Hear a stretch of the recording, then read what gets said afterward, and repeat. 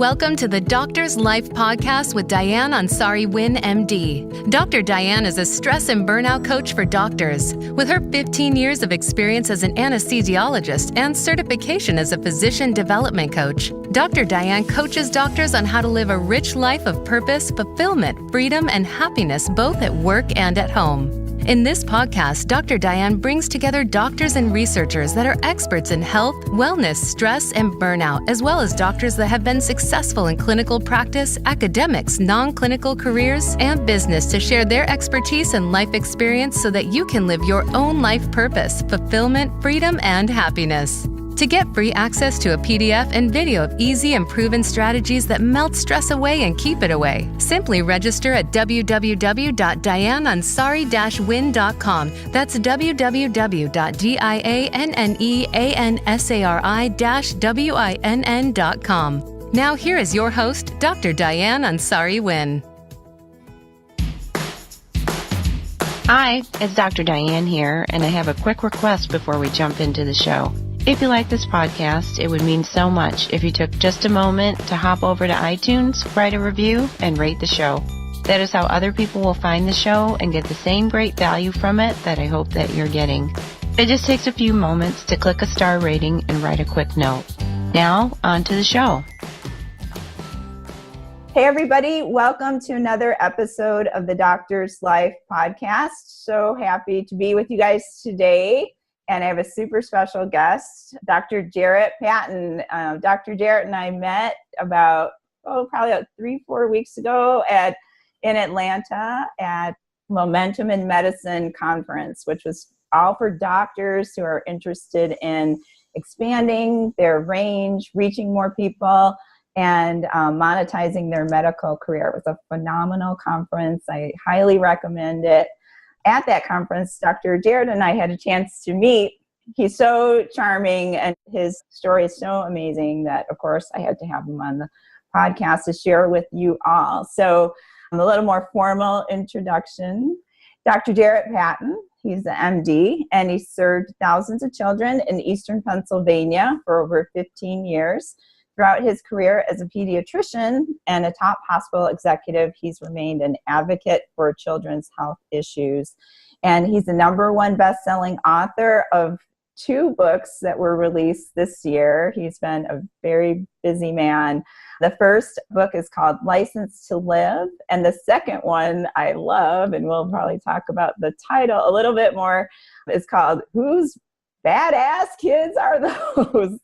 It's like an and then the 2 money signs. So when you go and look for it in the store or in Amazon. Dr. Jarret is the founder and CEO of DoctorJarret, PLLC, which is a coaching and consulting firm.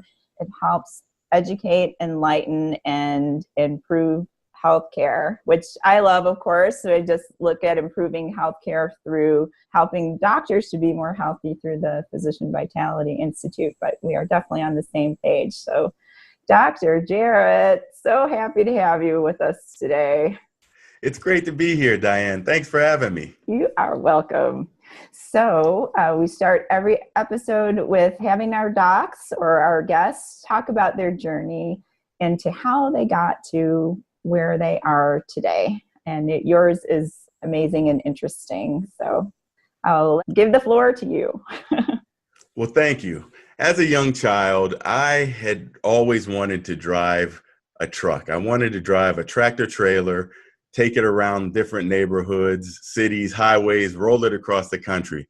My parents growing up always supported me in what I would like to do and what I thought I might do. And they always told me you can be and do anything you want to do. So as I started to grow and get older, I actually liked sciences and I liked to work in the sciences. And so going through high school, my dreams of becoming a truck driver started to fade and I wanted to go off to college.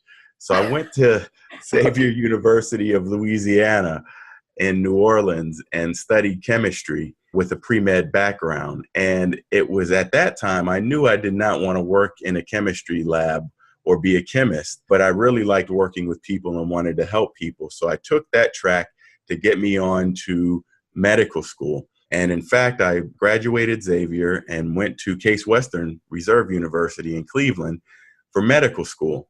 And it was at that time I was just fascinated by and overwhelmed at the same time with all of the sciences that you would learn, the anatomy, physiology, the biochemistry. It was more science that I could hold.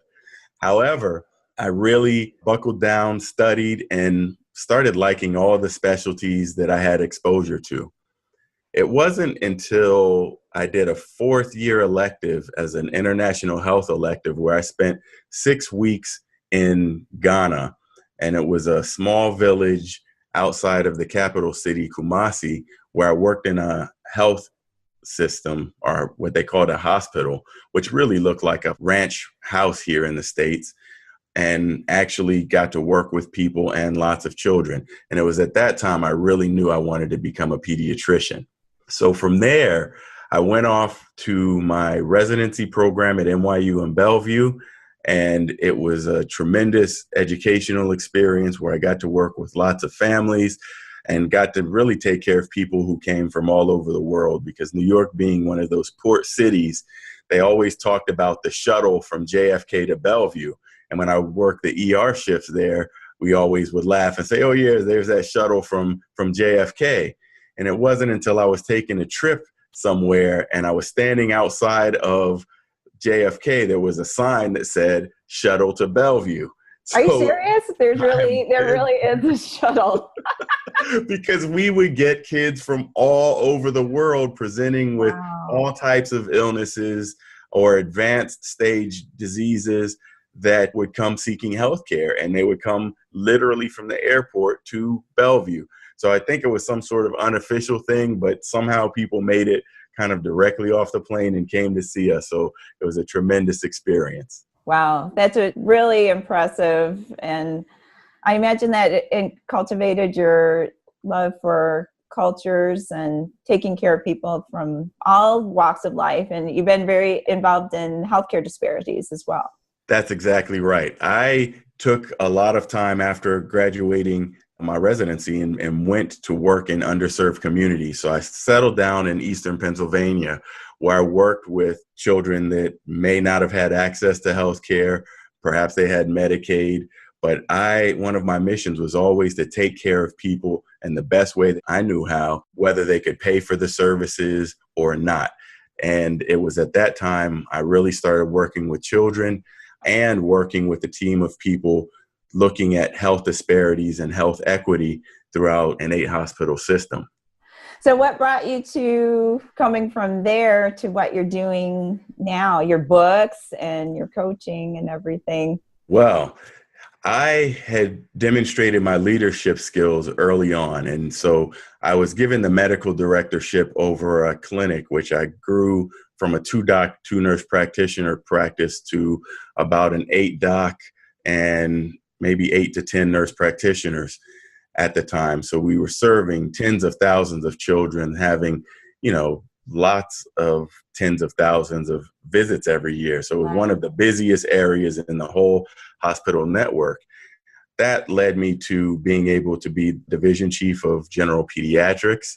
And ultimately, I became the medical staff president of this 8-hospital system, which I actually oversaw over 1,200 doctors and about 600 to 700 advanced practice clinicians. So I really felt like I was living my purpose in the way that I needed to do that, by still seeing patients, but also creating policy, making changes, and having a seat on the board of a hospital system that was really impacting the lives of many.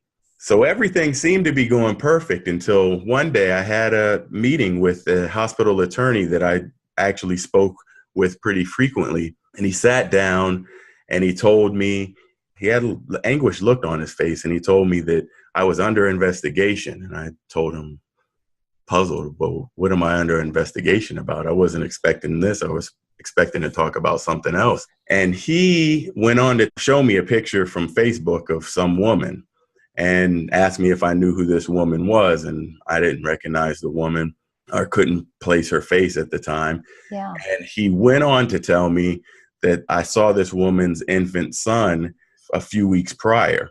Yeah. And she was alleging that I was sexually inappropriate with her in the exam room. My heart stopped. My heart dropped. I was looking at this glass-walled room and felt like I was in a vacuum. The attorney and everything around me just started feeling very, very distant because I felt like my world was about to come crashing down and had no idea that this was coming. So I took a moment to gather myself and ultimately was placed on leave because they said that this woman was making a report to the police. So several months later, the police decided to file charges. So I was being charged with indecent assault, and that set off a chain of events. Not only did I ultimately lose my hospital executive position in the hospital, but I lost my medical license in a couple of different states. I lost my DEA certification. My American Board of Pediatrics certification was in jeopardy, all from this allegation. And I had not even had a chance to make a statement yet. So what happened was basically you go walking into the office one day, and within a matter of minutes, your whole medical career was stripped away. That's right. It was turned upside down. Yeah. I felt all alone in this. And if it weren't for the support of my wife, children, family, friends to help me get through this time period, which ultimately lasted about 16 months on a calendar year before I could get my chance to have my day in court. However, the Pennsylvania Board of Medicine did their research, and before I even went to criminal court, I had regained my licenses and took the stakes to get my licenses back, to also get my DEA certification and my Board of Pediatrics certification back. Mm-hmm. And then I finally had my day in court to prove my innocence to a jury of my peers, and I walked away a free man. Now, that is to the letter of the law. The reality is that my whole medical career was destroyed over this ridiculous allegation. I actually had to, it became difficult to find work or even apply for jobs. Even the times that I was off and not being able to do anything, just working at a factory or getting any kind of job, I was unable to do. I even spent time in the DMV getting my commercial driver's license because I said I can always fulfill that dream of driving a truck. Oh, wow. However, none of that panned out. I was unable to do anything because I was in the middle of this legal investigation with criminal charges of indecent assault. So with that, it's just pretty much you're guilty until proven innocent, basically. And that's exactly what happens to physicians particularly. And although the system is supposedly setting you up for an innocence until proven guilty aspect, as a physician, you are guilty until you prove yourself innocent, because as soon as something like that comes out and it goes into this media frenzy, especially me being a top executive at a hospital system, people immediately start to take things away from you that you thought was an actual right of yours to have. Having a medical license is actually a privilege, and it's a privilege to have, and it's not your right, despite all the hard work and all the money that you put in order to get that degree and that training. It's really a privilege. And this is what ultimately led me to write my first book, License to Live. License to Live is a primer for physicians and any professional really that has a tough ordeal where their career is actually shattered, and how to get your life back.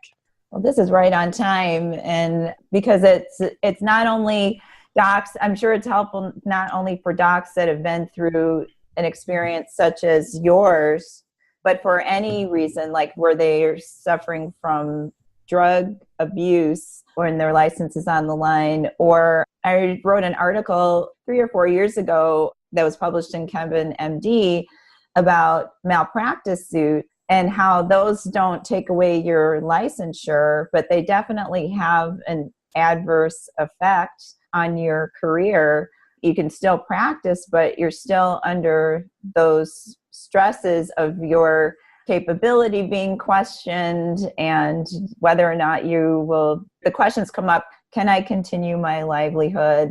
Will I have the same reputation, esteem? I mean, it's so deep because in your case, completely innocent, completely out of the blue, but all of those reactions still come up because being a physician isn't just, and I've said this time and time again in different aspects, and people outside of medicine don't understand it, but I know people in medicine totally understand this, that being a physician is not just a job.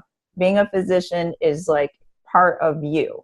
And so when that's affected, then that affects you profoundly as it did you. Let's talk more about your book and how you help docs through that. What is it that you describe in the book to help docs through this? Well, you bring up a number of great points, Diane. And one of the things that I will say is that as a physician, and you do go through all this training, and all you know is how to take care of patients and do the best you can with that. When that's taken away from you, you feel like it's a part of yourself that's being taken away. Part of License to Live is really to give some personal insight to my personal battle that I went through over this time fighting these indecent assault charges and applying it to practical things that physicians and other professionals can do in order to get themselves back together after their career has been shattered. Because all too often, the things that you mentioned, whether it's drug and alcohol addiction issues, whether it's poorly practiced medicine or lots of malpractice cases, there are any number of reasons that physicians can find themselves in this category where they are having a difficult time getting malpractice insurance or getting a license in another state or any number of things, and it does affect their livelihood. So oftentimes people become depressed, they become disillusioned, they become disenfranchised, and they are unable to come back. I wrote License to Live to help people through this step by step so that they have a good financial plan. They can help restore and recover some of their confidence. They can understand that despite whatever circumstance they are going through, they can overcome that and come out the other side to do things that are greater. And that's exactly what led me to my coaching program. That is amazing how you were able to use your own experience. It's very brave of you, I must say, to, for one, share your experiences on the podcast and in your book and with other doctors, because there's such a huge stigma around any question of your competence, whether in your case, of course, it was completely unfounded. Even with my clients that have burnout, right? They show up and they are part of burnout is not feeling as competent as you used to. It's one of the three major components of the manifestations of burnout. And then in addition, some of the clients that have been referred to me come because they have been asked to come to see me by their administration because the behaviors that they're showing, whether they're like starting to blow up at the staff or being unkind to patients or just not as engaged as they once were, those things start to show up, and those affect our career too. And even something as small as that, like, you know, you need to talk to a coach because you're starting to like yell at the nurses or whatever. Even those things can be such a stress on us, and we don't feel good about ourselves when those things happen. And so from taking that thing to such a small thing to what you're expressing with the physician community, I just give you like, you can't see us on Zoom. Well, you might be able to, but I'm kind of like doing like the all hail Dr. Jarret, because that is so brave of you to do that. And it's such a gift to us as physicians to hear about your experience.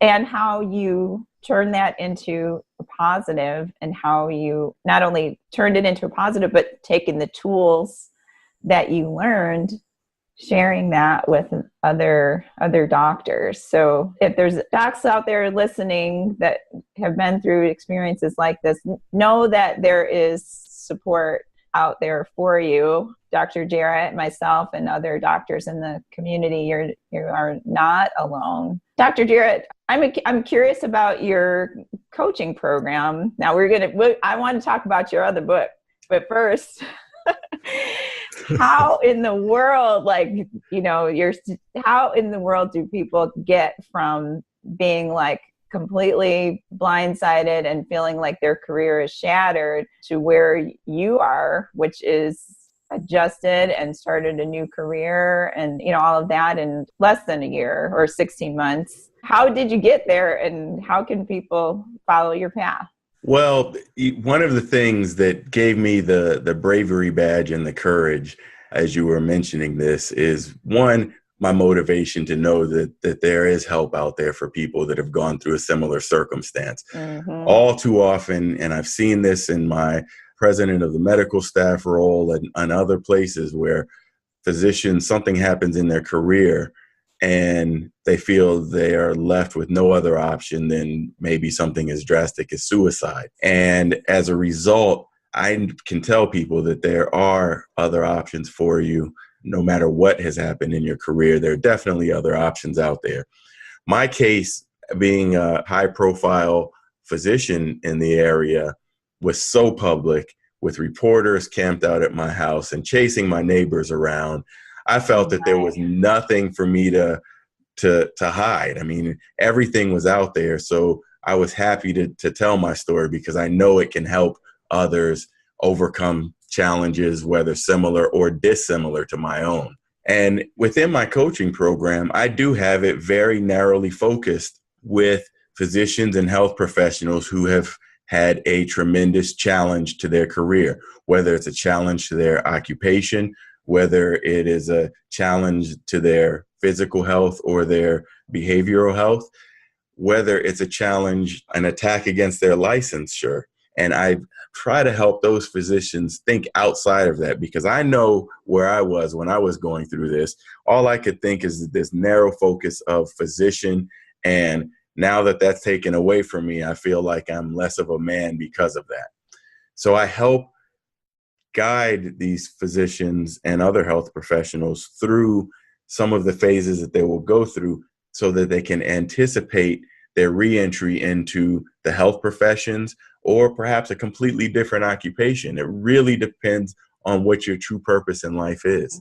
Do you find that the folks that you work with, can they find a new purpose? Because, my experience with, we kind of come from and teach what we know, what we've learned in our life experience. So I work with docs that are going through stress and burnout, because I went through stress and burnout, and I left clinical medicine because of it. And, it was really hard, and I want to share what I learned, in addition to sharing my expertise as a certified physician coach, to help people get to wherever they want to be, whether they're going to stay in medicine or whether they decide to leave medicine. It doesn't matter. But the main thing is that you get your vitality back and your purpose back. And I find that is one of the major keys to a doc deciding, whether, when they have burnout, whether or not to stay in medicine or to leave. Your docs may not have that option, but they still need to find purpose. So can they do that when it just kind of got ripped away from them? It absolutely is. In most cases, people still have the ability to practice medicine or get their licensure back. Okay. Sometimes, in some of my clients, that is not the case. However, the key is to think broadly, because despite how happy they thought they were, I mean, I thought I was tremendously happy in my previous role as a hospital executive and a general pediatrician.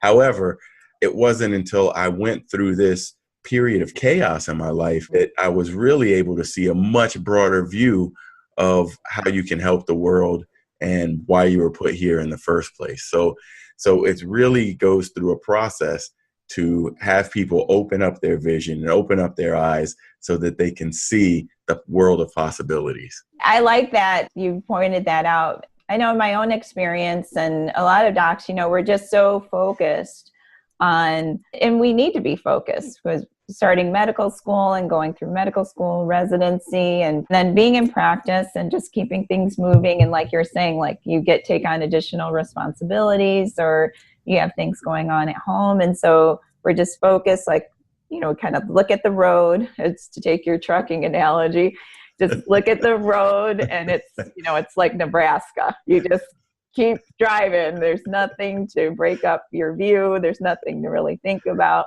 And then, but so far you realize, and sometimes it takes an event to help us to realize, that maybe an assessment of where we've been driving and where we've been going is in order. As we've talked about on the podcast before, that doctors are super intelligent, they're super dynamic people. And for most of us, we can find purpose and happiness, not only just in our chosen career, but we look for it outside of medicine. That's just the way that we are. So I think we had kind of somehow get this dogma that like medicine's all that we need to think about and that's all we need to be. And I think that actually the opposite is true. And for some of us, these opportunities present themselves so that we can develop ourselves in the larger sense as just human beings, not like Dr. Diane or Dr. Jarret, but Diane and Jarret. And like, what is our purpose? What are we to accomplish in our time here on this earth? And when you look at it in the broader context like that, it starts to feel so actually kind of hopeful and actually a little joyful. I did a podcast once on the joy of burnout, and people were like, how could it be joyful? But it actually, these things that seem terrible can actually be the beginning of something really great and amazing. But it does take some work. That's why, Dr. Jarret, you're here to help these docs. It does take some work to get to that point. An epiphany is not going to do it. It's the epiphany plus some specific steps, things to follow, which you provide in your book, License to Live, and in your coaching as well. Right on time. That was perfect. That's because me and you, like, we're copacetic. That's it. I was like sharing, you guys know now, when we met, we were like, we could just talk all day long at the conference. So, and that's kind of where we're going now. So we're almost out of time. As much as I would love to talk about your book about the badass kids, we will have to save that for another time and have you on for another episode of The Doctor's Life, if you're willing. Absolutely. Awesome. In wrapping up, gosh, we've had a really rich discussion about a really dramatic instance in your life and how you were able to turn that around and how you help docs that have had these types of experiences turn things around for themselves as well. Any last thoughts about that, Dr. Jarret? Well, all I can say is no matter what you are going through in your professional career, there's always another side, and there's always going to be a positive to get out of that other side. So you lean on your support systems, which is your family, your friends, and your faith, and you can get through anything. I'm Dr. Jarret. I'm your board-certified pediatrician and career refresh and restart coach. I'm here to help those that are disengaged, disenfranchised, or disgruntled with healthcare to refresh and restart their career. And I do this through my book, License to Live, as well as my coaching program and some other online programs I'll have forthcoming. If you would like a free copy of my new audiobook, you can go to 5strategies.co. That's the number 5strategies.co. And you can get 5 essential strategies to get your medical career back on track. Beautiful, beautiful. We will put the other resources on the show notes. Thank you so much, Dr. Jarret, for coming on the podcast. I'm looking forward to having yet another discussion with you in the future. And thanks, everybody, for listening. And until then, hope everybody stays happy and healthy. Take care. You've been listening to the Doctor's Life Podcast with Diane Ansari-Winn, MD. Go to www.dianeansari-winn.com to read show notes, listen to past episodes, share your comments and show ideas, and pick up your free PDF and video of easy and proven strategies that will melt your daily stress away.